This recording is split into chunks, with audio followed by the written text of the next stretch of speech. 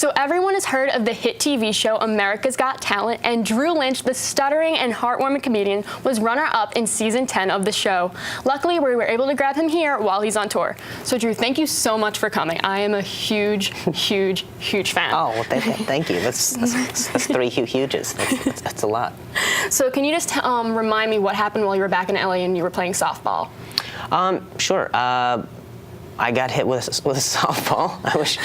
That's just the abridged version, but any version I give you will probably be long. So we'll go with I was playing shortstop, and then a grounder got hit, and I got hit in the throat with the ball, and then when I fell back, I hit my head, so I had a concussion, and then I went home and went to sleep on the concussion, which you're not supposed to. Yeah. Don't. Well, you're late, but yes, don't do that. And then so then I woke up the next day, and I had damaged some nerves, and so now I stutter, and so I started doing comedy as like a coping kind of mechanism, and then the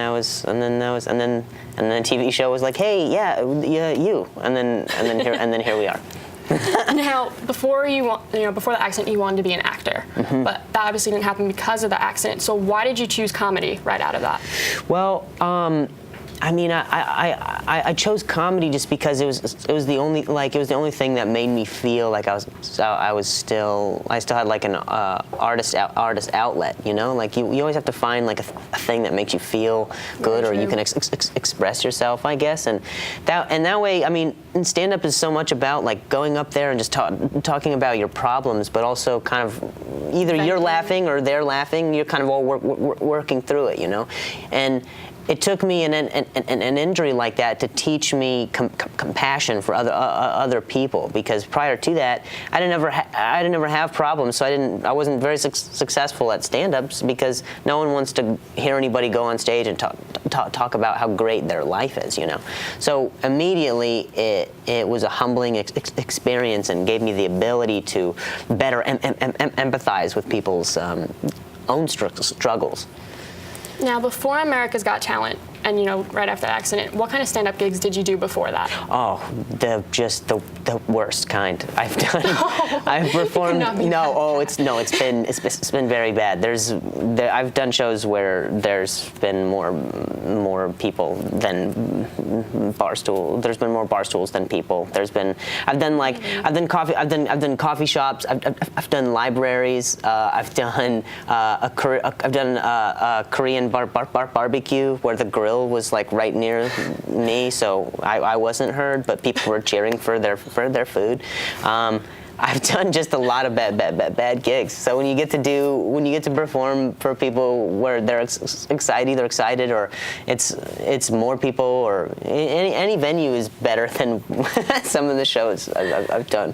Well, then, despite all of that, then what gave you the confidence to go try out and do America's Got Talent? I did. I tried out for AGT just on a whim, you know. It was just like I didn't think I was gonna get it, and I didn't think I was gonna get as far as I did. But each round I kept getting to advance, just because so many people had just supported me, and they'd voted. And when I get to travel the country, I get to meet all these people that say like, I voted and I never vote, or I just wanted to see more of you, or I wanted to see you again, and I was rooting for you.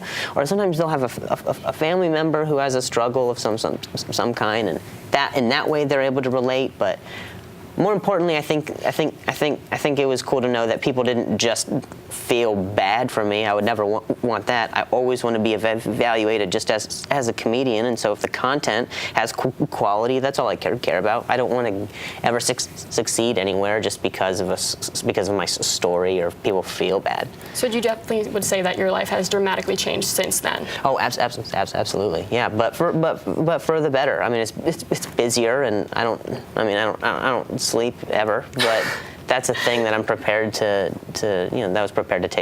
take on, you know. Now, you have a service dog with you, and her name is Stella. Correct. So how does she help assist you? I have no idea.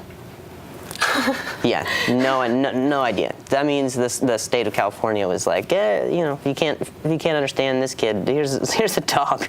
So, allegedly I have like a because I have a vocal cord issue. She's a medical assist or medical alert dog. So, but again, I don't feel like I have any of those things. So it's kind of just cool. It kind of just feels like I get to travel around with my friend. Okay, So. Final question before we have to wrap up. You Sure. recently put up on Twitter that you have a stutter, but my stutter also has me, and it gives me perspective. Right. So how do you just stay so positive with everything? Well, I'm actually not as positive as I would like to be sometimes, but sometimes I try to concentrate those thoughts into remembering that. The only reason I am where I am was because I chose to not get down on myself.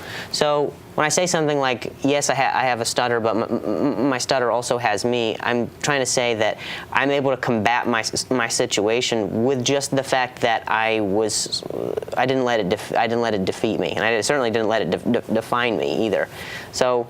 That's a good reminder. And sometimes when I say it out loud, sometimes when I'm like, oh, you can't let things beat you, then it reminds me that's kind of why some people believed in me in the first place, or why I should believe in myself.